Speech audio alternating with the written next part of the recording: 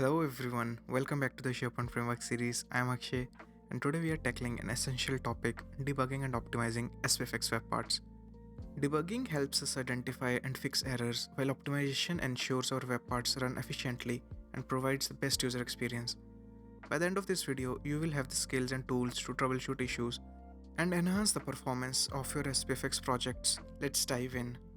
Let's start with why debugging and optimization are so important. Debugging helps you ensure that your SPFx web part work as intended by identifying and fixing errors. Optimization improves performance, making your web part faster and more responsive, which leads to a better user experience. In today's world, users expect reliability and speed. By debugging and optimizing effectively, you ensure your web part meets these expectations. To debug SPFx web parts, we rely on three key tools: browser developer tools. Use the console tab to view JavaScript errors and warnings. Use the network tab to inspect API requests and responses. SPFx logging. Use the log class from the Microsoft SP Core library for structured logging. Visual Studio Code Debugger. Add breakpoint to pause code execution and examine variables. Each of these tools plays a vital role in identifying and fixing issues, and I will show you how to use them step by step.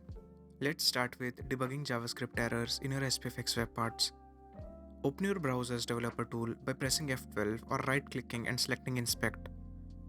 Navigate to the console tab to view any errors or warnings. Use the error details to trace the issue in your code.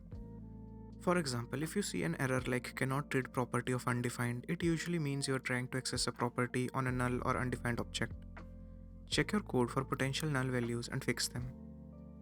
Next, let's debug API related issues. These are common when your SPFx web part fetches data from an external or SharePoint API. Open the network tab in the browser developer tools. Filter by XHR to view all API requests made by your web part. Check the status code for each request. Any status other than 200 indicates an issue. Inspect the response body to understand what went wrong. For example, if you encounter a 404 not found, it means that the API is not there. There might be a typo. To fix this, check for spelling mistakes or check the documentation on how to use the API.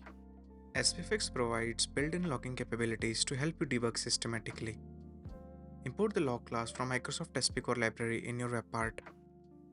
Add logging statements in your code to track the execution flow. These logs will appear in Developer's Dashboard. To open Developer's Dashboard, you need to go to SharePoint page where your web part is hosted or in the workbench and press Ctrl F12. There you can put filters to filter out the logs, making it easy to identify where your code is failing.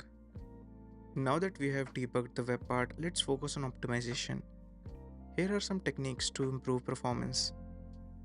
Lazy loading. Load component only when they are needed. You can use React lazy loading for that. Minimize API calls. Batch requests or use caching to reduce the number of network requests. Use Fluent UI components. These are lightweight and optimized for SharePoint environments. Reduce bundle size. Use tools like Webpack to remove unused dependencies and keep your code clean. Let's address some common optimization challenges. If you're facing issues with large bundle size, use Webpack Bundle Analyzer to identify and remove unused code.